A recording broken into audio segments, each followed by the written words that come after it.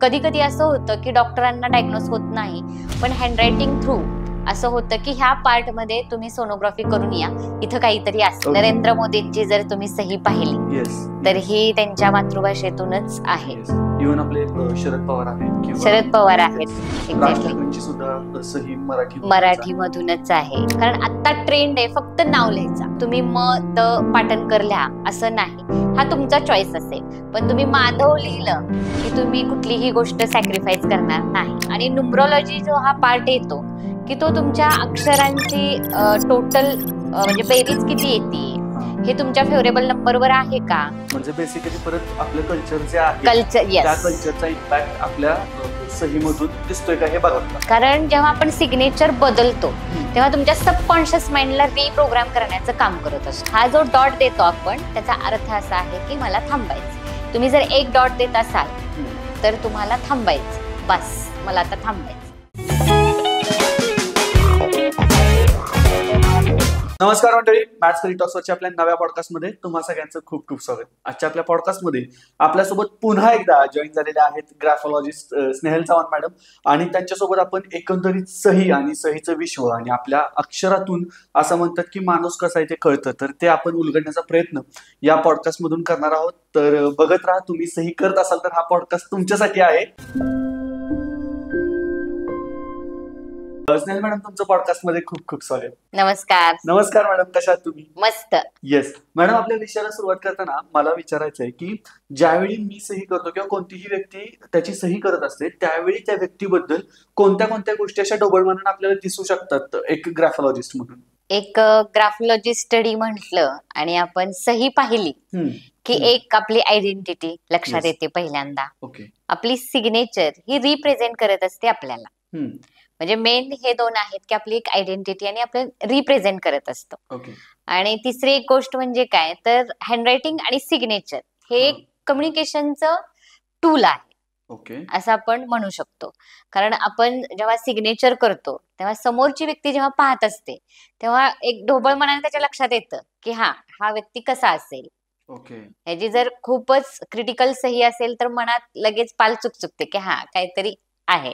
आणि clear signature असेल की लगेच मनात येतं की हा व्यक्ती क्लिअर आहे. असं आपल्याकडं काही लोक अशी असतात की जी त्यांची कागदपत्रांवरती करायची सही वेगळी असते आणि इन जनरल लोकांना दाखवायची सही त्यांची वेगळी असते. So is it a good practice की याचे काही ऍडव्हर्स इफेक्ट पण आहेत दोन सह्या असण्याचे? असं ऍडव्हर्स इफेक्ट आहेत असं नाही. पण एक फेथ असतो की ही जर माझ्या डॉक्युमेंटवर असेल तर मी सिक्युअर आहे. आणि एक जस्ट आपल्याला आवड किंवा चेंज करायची आहे मला म्हणून आपण एक माझ्या आवडीनुसार किंवा असं आपण दुसरी सही करू शकतो. ह्याचे असं नाही की ऍडव्हर्स असं आहे म्हणून नाहीये. पण मग सही करताना आता काही म्हणजे आता माझी सही मराठीमधून आहे किंवा अनेक दिग्गज लोक आहेत की ज्यांची सही त्यांच्या त्यांच्या मातृभाषेतून आहे आणि आपण कॉमनली प्रॅक्टिस करतो ती म्हणजे इंग्लिश मधून सही. तर मातृभाषेतून सही करतो आपण, त्याचा काही वेगळा इफेक्ट असतो का असं काही नसतं? असा वेगळा इफेक्ट आहे असं नाही, पण जर तुम्ही तुमच्या मातृभाषेत सिग्नेचर करत असाल तर ती तुमच्यासाठी खूप चांगली असते आणि तुमचा प्रोग्रेस हा मातृभाषेच्या सिग्नेचर मधून चांगला होतो. त्यामुळे सही करताना आपण मातृभाषेचा वापर करणं ऍडवाइजेबल आहे. नक्की नक्की. नरेंद्र मोदींची जर तुम्ही सही पाहिली तर ही त्यांच्या मातृभाषेतूनच आहे. इव्हन आपले शरद पवार आहेत, शरद पवार आहेत, राज ठाकरेंची सुद्धा सही मराठी मधूनच आहे. मग या सहीमध्ये म्हणजे आपण ज्यावेळी असे वेगवेगळी शास्त्र बघतो त्यामध्ये काही ठिकाणी कुंडल्यांचा वापर केलेला असतो किंवा अंकशास्त्राचा वापर केलेला असतो. सो मला विचारायचं आहे की ग्राफोलॉजीमध्ये न्यूमरोलॉजी आणि ऍस्ट्रॉलॉजी यांचा काही संबंध असतो का? म्हणजे त्यांना धरून आपण सही करेक्शन किंवा मॉडिफाय करू शकतो की काही बेसिक नियम असतात आणि त्याच्याच आधारे आपण करू शकतो? आपण म्हणजे ग्राफोलॉजी हा पार्ट पूर्ण वेगळा आहे आणि ऍस्ट्रोलॉजी आणि न्यूमरोलॉजी हे एकत्र येऊ शकतं. पण जेव्हा आपण सिग्नेचर करतो तेव्हा हे तिन्ही पार्ट एकत्र घेऊन केली तरी रिझल्ट आपल्याला चांगले मिळतात. कारण ग्राफोलॉजी म्हणजे तुमचे स्ट्रोक, तुमचे ट्रेट्स, तुम्ही हँडरायटिंग मध्ये स्ट्रेट कोणते वापरताय हे खूप महत्वाचं आहे. त्यामुळे ग्राफोलॉजी हे सिग्नेचर मध्ये खूप महत्वाचा पार्ट असतो. कारण तुम्ही पहिलं अक्षर कसं लिहिताय, सुरुवात कुठून करताय, शेवट कसा करताय, तुम्ही अक्षर कशी लिहिताय हे खूप महत्वाचं असतं. त्यामुळं आणि न्यूमरोलॉजी जो हा पार्ट येतो की तो तुमच्या अक्षरांची टोटल म्हणजे बेरीज किती येते, हे तुमच्या फेवरेबल नंबरवर आहे का, हे पाहण्यासाठी न्यूमरोलॉजीचा वापर चांगला होतो सिग्नेचर मध्ये. Okay okay. मग सही करत असताना आपण कोणत्या प्राथमिक गोष्टींचा विचार केला पाहिजे? म्हणजे तुम्ही आता म्हणालात की तुमचे स्ट्रोक कसे आहेत, त्यातून तुमचे ट्रेड्स कळतात. मग काही लोक असतात की ज्यांना अक्षरांवरती, म्हणजे आता मराठीमध्ये असेल तर वरती लाईन द्यायची सवय असते, काही लोकांना खाली लाईन द्यायची सवय असते, काही लोकांना संपल्यानंतर मग डॉट द्यायची सवय असते, किंवा काही लोकांची सहीच गोल काढून सुरू होते. सो कोणत्या प्राथमिक गोष्टी आहेत की ज्यांचा आपण विचार केला पाहिजे, कारण आपल्या शास्त्रानुसार त्या ऍडवायझेबल नाहीये? आता तुम्ही जर म्हटला ना की आपली मातृभाषा म्हणजे मराठी, आता मराठी भाषेत शिरोरेषा म्हणजे जी डोक्यावर रेषा आपण म्हणतो त्याला शिरोरेषा असं आपण म्हणतो, तर ती असणं गरजेचीच आहे. कारण ते आपण जे आपण म्हणतो आयडियल जे आहे ते घेणं गरजेचंच आहे. आणि खाली रेषा पण गरजेची आहे, कारण ऍस्ट्रोनुसार आणि ग्राफोलॉजीनुसार खाली रेषा असणं म्हणजे हा सपोर्ट असतो की तुम्हाला कुठंतरी पोचायचं आहे तर सपोर्ट असणं गरजेचं आहे. म्हणून खाली जी आपण अंडरलाईन काढतो तो सपोर्ट साठी आपण वापरतो. मग ती अंडरलाईन अशी पूर्ण पाहिजे की अशी डॉट डॉट डॉट पण काही नाही, पूर्ण हवी, पूर्ण जशी शिरोरेषा असते तशीच आपल्याला खालची अंडरलाईन असली पाहिजे. येस. ओके. मग सहीमध्ये आता परत प्रश्न पडतो ना आपल्याला की आता मी आहे समजा माझा दत्तात्रय पाटणकर, तर मग MD पाटणकर अशी करायची का माझा दत्तात्रय पाटणकर पूर्ण करायची, का नुसतं M किंवा माधव D पाटणकर? नेमकं मस्ट हॅव थिंग्स काय आहेत सहीमध्ये की या गोष्टी असल्या पाहिजेत कारण त्याचा आपल्याला फायदा होतोय? आता हे मस्ट हे सांगेन की तुमचं स्वतःचं इनिशियल नेम असणं गरजेचं आहे, ओके, वडिलांचं इनिशियल नेम असणं गरजेचं आहे, आणि तुमचं सरनेम हे पूर्ण असणं गरजेचं आहे. पूर्ण असणं गरजेचं हा. पण आता तुम्ही जर म्हटला की मला माधव द पाटणकर लिहायचंय, तर हा तुमचा म्हणजे चॉईस आहे. असं नाही की तुम्ही द पाटणकर लिहा असं नाही, हा तुमचा चॉईस असेल. पण तुम्ही माधव लिहिलं की तुम्ही कुठलीही गोष्ट सॅक्रिफाईस करणार नाही. म्हणजे पूर्ण नाव लिहिलं? येस, हे आहे. आणि तुम्ही फक्त मा लिहिलं तर तुम्ही मात्र कुठलीही गोष्ट सॅक्रिफाईस करायला तयार असता. म्हणजे तुम्ही जे काय लिहिताय त्याचा प्रत्येक गोष्टीचा एक अर्थ आहे की तुम्ही काय लिहिताय. तोच अर्थ थोडासा उलगडून सांगाल का आम्हाला नावाच्या बाबतीत किंवा सहीच्या बाबतीत, की कोणत्या गोष्टीचा काय अर्थ होतो, आणि मग जे आपले व्ह्युअर्स आहेत त्यांच्याही लक्षात येईल की त्यांनी सही करताना कोणत्या कोणत्या गोष्टी बघितल्या पाहिजेत? आता जसं तुम्ही म्हटला की माधव द पाटणकर, हे जरी तुम्ही लिहिलं तरी हे चांगलंच आहे, पण ही तुमची चॉईस असेल. जसं मी आता सांगितलं तसं तुम्ही जर मा द पाटणकर लिहिलं तर यामध्ये सुद्धा म्हणजे पॉझिटिव्ह ट्रेट्स खूप असतात. जर आता मुलांनी म्हणजे लहान मुलांनी जर केली तर त्याला फायदा जास्त होतो. फक्त मा द पाटणकर केली तर की ते सॅक्रिफाईस करायला तयार असतात, पण त्यांनी जर लहानच वयात माधव द पाटणकर केली तर त्यांना सॅक्रिफाईस करायचं नसतं. त्यामुळे त्यांचा सक्सेस रेशो हा तेवढा येईल असं नाही. ओके. आणि आता तुम्ही बोलताना म्हणालात की आपल्या प्रत्येक सहीमध्ये आडनाव पूर्ण असणं गरजेचं आहे, त्याचा काय इम्पॅक्ट आहे? आता आडनाव जर तुम्ही म्हटलं पूर्ण, म्हणजे हे ग्राफोलॉजिकली म्हणा किंवा ऍस्ट्रोनी म्हणा, हे एक आपलं जे आडनाव आहे म्हणजे आपण त्याला पित्र म्हणतो. की आपण म्हणजे आता ह्यात ऍस्ट्रो आलेला आहे थोडक्यात. तर तुमचे पित्र तुम्ही लिहिणं खूप गरजेचं आहे. आपलं सरनेम म्हणजे पितृस्थान असं आपण मानतो. ओके. हा. आणि ते असल्यामुळे त्याचा परिणाम काय होतो आपल्यावरती? जर तुम्ही ते शॉर्ट मध्ये लिहिलं तर तुम्हाला रिटर्न्स त्या प्रमाणात मिळत नाहीत. तुम्ही कितीही कष्ट करा किंवा तुम्ही कितीही स्टडी करा, तुम्हाला त्या प्रमाणात रिटर्न्स मिळणार नाहीत. कारण आता ट्रेंड आहे फक्त नाव लिहायचा, म्हणजे माधव, ऋषिकेश, फक्त असं नाव लिहिण्याचा ट्रेंड आहे.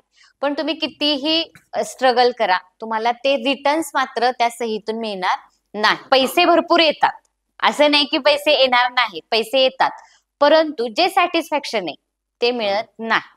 साऊथ इंडियन जी नावं आहेत त्यांच्यामध्ये आडनाव शक्यतो ते इनिशियल्सच लावतात, मग त्याच्यावरून त्यांच्या ह्याच्यात काही परिणाम होत असेल का? आता साऊथ इंडियन जे आहेत त्यांचा तो मी जसं म्हटलं की आपल्या मराठी भाषेत शिरोरेषा ही आलीच पाहिजे, कारण ते आपल्या भाषेचं हे आहे.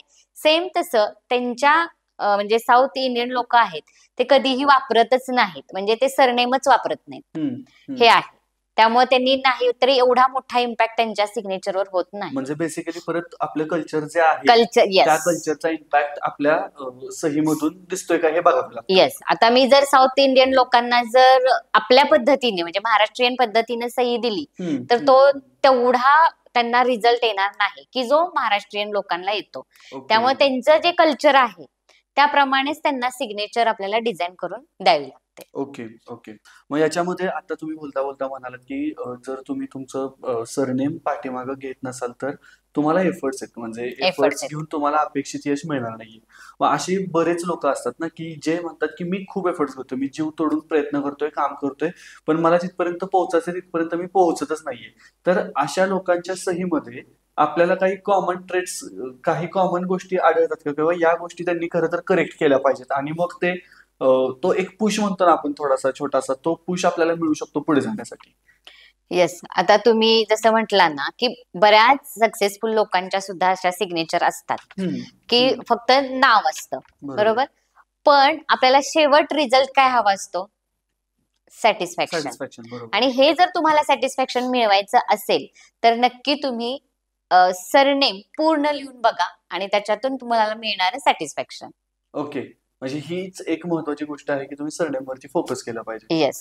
आता दुसरी गोष्ट आहे ती म्हणजे मी ज्यावेळी थोडासा अभ्यास करत होतो या पॉडकास्टसाठी त्यावेळी माझ्या लक्षात आलं की आपण ज्या फील्डमध्ये आहोत त्या फील्डनुसार सुद्धा आपण आपल्या सहीमध्ये चेंजेस करू शकतो, असे काही ठिकाणी म्हटलं गेलं होतं. तर हे खरं आहे का? हो. आता हे खरं म्हणजे काय, ग्राफोलॉजिकली तुम्ही आता समजा लेखक आहात किंवा तुम्ही आता पॉडकास्ट करता, म्हणजे तुमचं कम्युनिकेशन स्किल हे चांगलं असलं पाहिजे किंवा त्या प्रवाहाप्रमाणे तुम्ही राहिला पाहिजे. मग तुमच्या सिग्नेचर मध्ये फ्लुइडिटी ऑफ थॉट्स येणं खूप गरजेचं आहे. ओके. म्हणजे हा जर ट्रेट तुमच्या सिग्नेचर मध्ये असेल तर काय होणार की तुमचं म्हणजे कम्युनिकेशन स्किल चांगलं वाढेल, जसा प्रवाह असेल त्याप्रमाणे तुम्ही राहाल, तुमचं लिखाण दिवसेंदिवस खूप इम्प्रूव्ह होत जाईल. त्यामुळे तुमच्या सिग्नेचर मध्ये फ्लुइडिटी ऑफ थॉट्स असणं खूप गरजेचं आहे की जे आपण ग्राफोलॉजिकली देतो. पण मग सही बदलली तर तो त्याचा परिणाम मानसिकतेवरती सुद्धा होतो का, की मानसिकता सुद्धा बदलते, असं काही होतं का? हो, नक्की. कारण जेव्हा आपण सिग्नेचर बदलतो तेव्हा तुमच्या सबकॉन्शियस माइंडला रिप्रोग्राम करण्याचं काम करत असतो. म्हणजे सिग्नेचर जी ही आहे ना ही आपल्या सबकॉन्शियस माइंडशी रिलेट करते. ओके. म्हणजे जेव्हा आपण लिहितो, आता मी तुम्हाला सांगितलं की तुम्ही जर मा द पाटणकर लिहिलं तर तुमच्यात हा बदल होणार आहे, आणि तुम्ही माधव द पाटणकर लिहिलं तर तुमच्यात हा बदल होणार आहे. डायरेक्ट तुमच्या सबकॉन्शियस माइंड मध्ये ते जातं की मॅडमने असं असं सांगितलंय, मी जर हे सिग्नेचर केली तर माझं असं होणार आहे, मी ही सिग्नेचर केली तर माझं असं होणार आहे.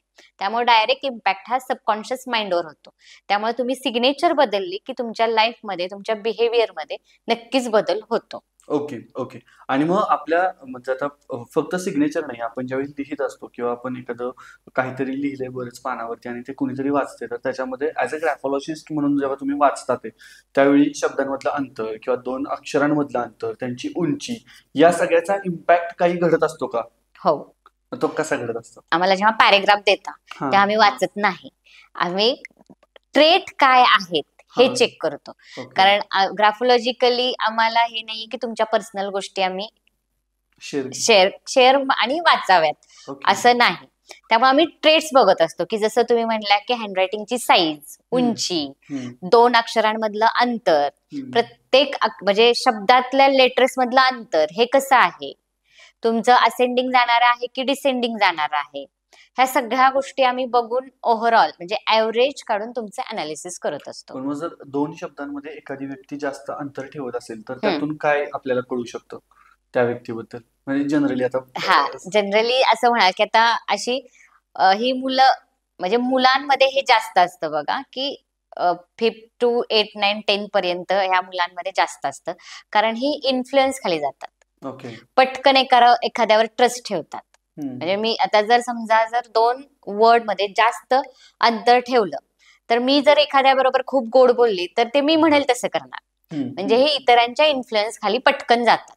म्हणजे हा फायदा पण आहे आणि तोटा पण आहे. जर समोरची व्यक्ती जर चांगली असेल तर ओके, ही इन्फ्लुएन्स खाली गेली तरी चालेल, पण ही जर व्यक्ती चुकीची असेल तर हा चुकीचा ट्रेट आहे. ओके. आणि जर मग तेच अंतर कमी असेल किंवा अक्षराची उंची जास्त असेल आपल्या सर्वसामान्य अक्षराच्या उंचीपेक्षा, तर त्यातून काय अर्थ होतो आपल्याला? आता कसं आहे, जर समान अक्षर असतील आणि एखादं अक्षर उंच असेल, जसं तुम्ही म्हणताय तसं, तर आपण त्याला गो टू हेल के असं म्हणतो. की जसं ह्याच्यात ना, एक तर टॉप नाहीतर बॉटम. ओके. आणि असं असतं. ओके. म्हणजे काही लोक सिग्नेचर मध्ये एकदम मध्येच व मोठा काढतील किंवा छोटा काढतील किंवा मोठा काढतील आणि बाकीचे सगळे छोटे असतील. तर यात असं होतं की गो टू हेल के, म्हणजे एक तर तुम्ही टॉपला जाणार किंवा बॉटमला जाणार. तुम्ही तेवढ्याच लवकर डिप्रेशन मध्ये जाता आणि त्यातून पटकन बाहेर येत नाही. पण जर अक्षरांमध्ये आता आपण बघतो की जनरली पहिलं अक्षर असतं ते मोठंच असतं, मग त्याचा काय परिणाम होतो? पहिलं अक्षर जर मोठं असेल तर तुमची सेल्फ इस्टीम ही स्ट्रॉंग आहे.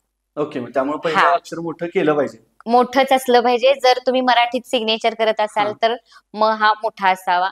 एम इंग्लिश मध्ये करत असेल तर एम हा मोठा आणि कॅपिटल ठसठशीत असावा.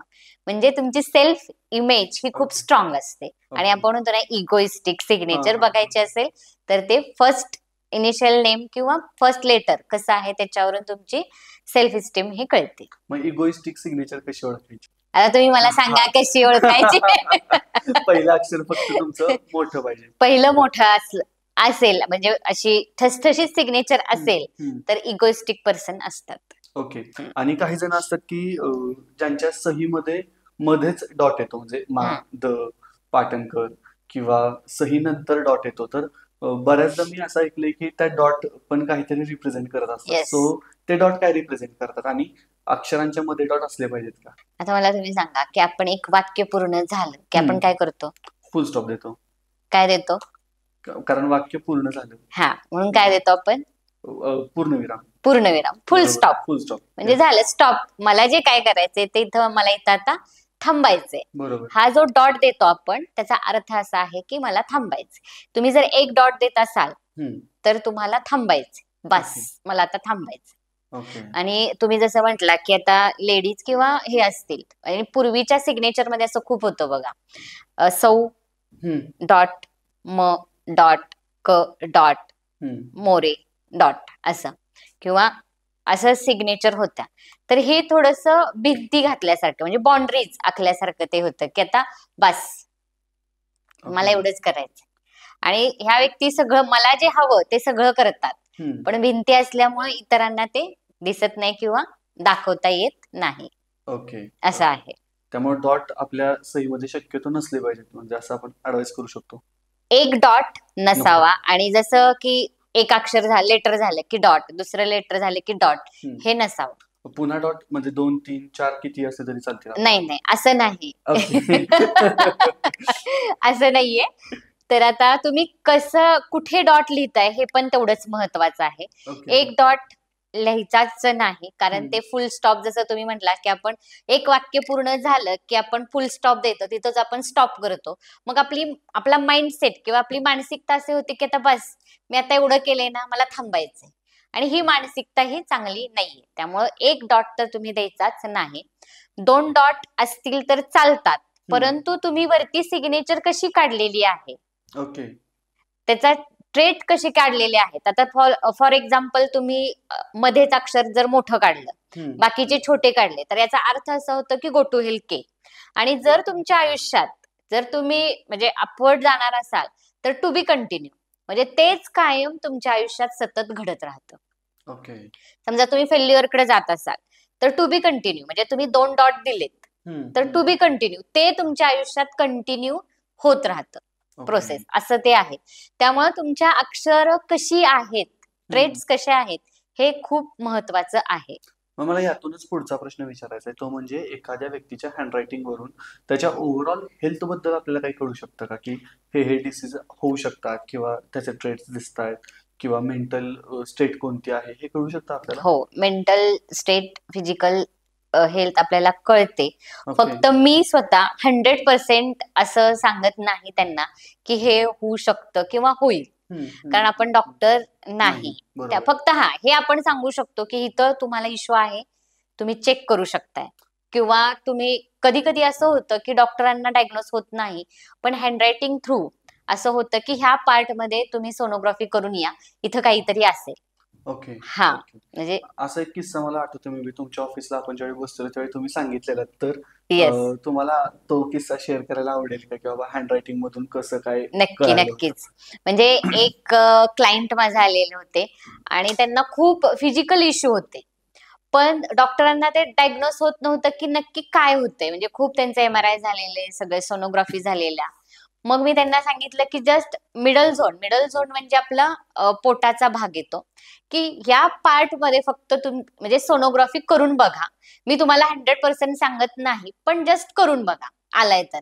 आणि त्यांनी त्या पार्टची सोनोग्राफी केली आणि तिथं डॉक्टरांना डायग्नोज झालं की हा हा आजार झालेला आहे. ओके. फक्त मी याची 100% गॅरंटी किंवा असं की नाही हे असतंच. असेलच. हा, जसं मी बिहेवियरचं सांगू शकते तुम्हाला, बरोबर. नाही तुमचा बिहेवियर मी 100% तुम्ही शॉर्ट टेम्पर आहात ना, मी तुम्हाला काम करू शकते ओके 100%. तर तसं फिजिकलचं मी 100% नाही सांगू शकत. Okay okay.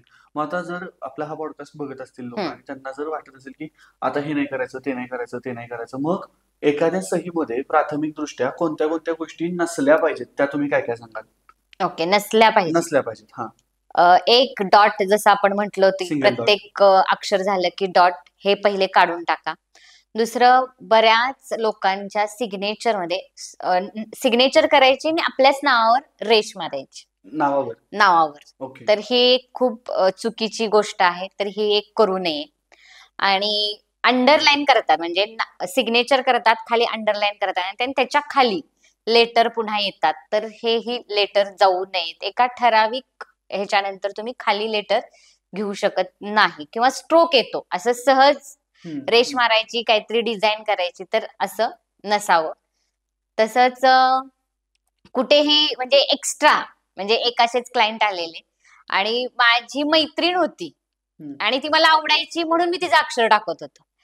आणि नंतर जेव्हा ते अनालिसिसला आले, तेव्हा मला अरे म्हटलं, हे तुम्ही एक्स्ट्रा वर्क का करताय? त्याच्यामुळे किती एफर्ट्स तुम्हाला टाकावे लागतात, किंवा तुमचं फॅमिली रिलेशन किती डिस्टर्ब होतंय. ते म्हटले, मॅडम मी असं असं म्हणजे हे असं आहे का? मी त्यांना हो म्हटले. मला खूप मला ते म्हणजे हे मिडल एजचे होते. ते म्हटले, नाही मी असं करत होतो आणि आहे. तर म्हटलं ते पहिलं काढून टाका. तर तो तुमचा पास्ट आहे, होऊन गेलेला आहे आणि त्याचा इम्पॅक्ट हा सिग्नेचर मध्ये येऊ शकतो. त्यामुळे काही अशा गोष्टी नक्की अवॉइड करा. म्हणजे आपण टीन एज मध्ये असतो आणि चला मग माझ्या सिग्नेचर मध्ये तिचं किंवा त्याचं अक्षर यावं, तर मुळीच तसं करू नका.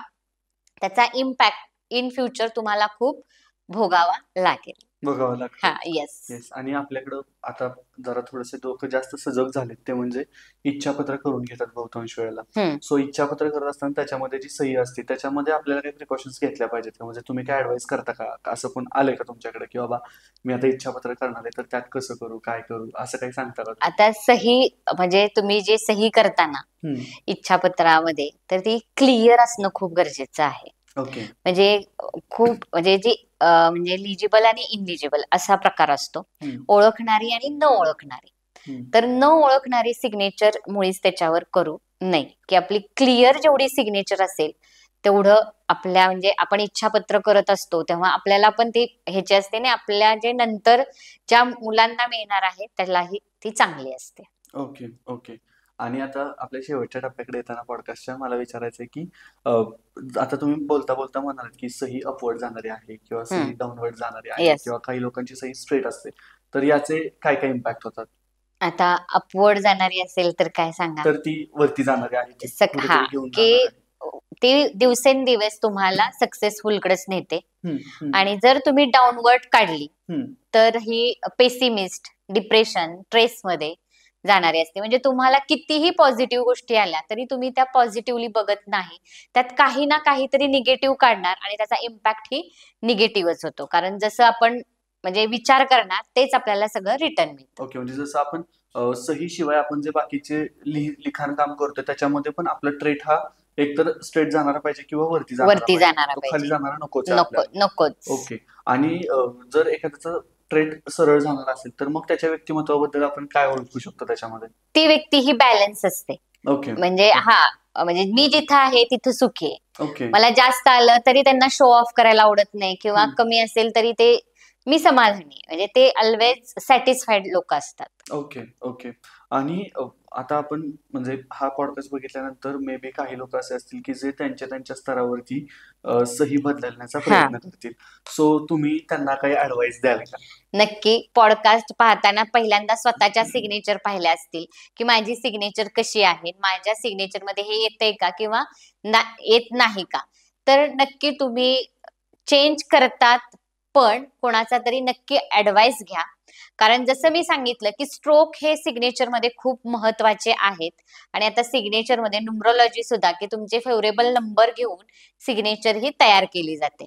त्यामुळे कोणाचा तरी ऍडवाइस घ्या. तुम्ही युट्यूबवर बघता, इन्स्टावर बघता आणि त्यानुसार स्वतःची सिग्नेचर तयार करता, पण तुमच्या लक्षात येत नाहीत की स्ट्रोक कसे असावेत. तर ऍडवाइस घेऊन स्ट्रोक प्रॉपर तुम्ही सिग्नेचर प्रॉपर करून घ्या. आणि जर आता एखाद्याने ऍडवाइस घेतला आणि त्याच्यानंतर त्याची सही बदलली, तर मग त्या सहीचा इम्पॅक्ट जाणवायला किती टाइम जावा लागतो? 3 महिने. ओके. हा, कारण काय आहे की आता मी तुम्हाला सिग्नेचर दिली, तुम्ही बदलली आणि लगेच आपल्या लाईफ मध्ये चेंज होईल का? तर नाही. कारण ही जोपर्यंत तुमचा माइंडसेट तसा होत नाही, तोपर्यंत एकतर तुमची सिग्नेचर त्या पद्धतीत डिझाईन होत नाही किंवा 100% तशी येत नाही. जेव्हा ती सिग्नेचर तशी होणार, तसा तुम्हाला तो इम्पॅक्ट जाणवायला सुरुवात होते. आणि हे प्रॅक्टिसने आणि तुमचा माइंडसेट, की आता मी अशी सिग्नेचर केलं की माझ्यात हा बदल होणार आहे, त्या सबकॉन्शियस माइंड मध्येच तुमची ती सिग्नेचर बदलली जाते आणि तुमच्या बिहेवियर मध्ये चेंज होतो. ओके. आणि शेवटचा प्रश्न मला विचारायचा आहे, तो म्हणजे मातृभाषेत सही करत असताना त्याचे काही हिडन इफेक्ट किंवा हिडन इम्पॅक्ट आपल्याकडे येतात का? म्हणजे आपण नरेंद्र मोदीजी बघतोय किंवा शरद पवारजी बघतोय किंवा आणखीन दिग्गज लोक आहेत की जे त्यांच्या मातृभाषेत सही करतायत. सो त्याचे काही हिडन इम्पॅक्ट त्यांच्या पर्सनॅलिटीमध्ये आपल्याला दिसून येतात का? आता तसे दिसतात ऍक्च्युली. जसं मी सांगितलं की काही अक्षर ही खूप खाली आली नाहीत पाहिजेत, त्याचे इम्पॅक्ट हे त्यांच्या म्हणजे होतातच. आता आपण म्हणतो की ते मोठी लोक आहेत मग त्यांना काय, पण असं नाही. ते त्यांच्या इंटरनल ह्याच्यावर ते दिसत असतात त्यांना इम्पॅक्ट. जसं की शरद पवार साहेबांची सिग्नेचर सुद्धा थोडीशी खाली जाणारी आहे, आणि नरेंद्र मोदींची सही सुद्धा थोडीशी खाली, म्हणजे जो एक लेटर आहे तो जास्त खाली आहे. तर याचे इम्पॅक्ट नक्कीच त्यांना होतात. ओके. किंवा दिसून येतात. ओके. सो मंडळी, या पॉडकास्टमध्ये इथेच थांबायची वेळ झालेली आहे. आणि तुम्हाला तुमच्या सहीमध्ये जर काही करेक्शन करायचं असेल तर मॅडमचा आपण लिंक देतो आहोत खाली, सो तुम्ही त्यांना कॉन्टॅक्ट करू शकता. तुम्हाला हा पॉडकास्ट कसा वाटला जरूर सांगा, आणि तुमचे जर काही प्रश्न असतील तर ते कमेंट्समध्ये पोस्ट करायला विसरू नका, जेणेकरून आम्ही मॅडम सोबत किंवा मॅडम स्वतः त्याच्यावरती तुमच्यासोबत डिस्कशन करू शकतील. पुन्हा एकदा मॅथ्स स्पिरिट टॉक्स आपला हा नवीन एपिसोड तुम्ही पाहिल्याबद्दल खूप खूप धन्यवाद. आणि आम्हाला सांगा कमेंट्समध्ये की तुम्हाला कोणत्या कोणत्या विषयांवरती जाणून घ्यायला आवडेल, म्हणजे तसे आम्ही वेगवेगळे पॉडकास्ट आपल्यासाठी घेऊन येऊ. आणि इथपर्यंत तुम्ही पाहत असाल तर लाईक करा, शेअर करा, सबस्क्राईब करा, कारण ते महत्वाचं आहे. थँक्यू.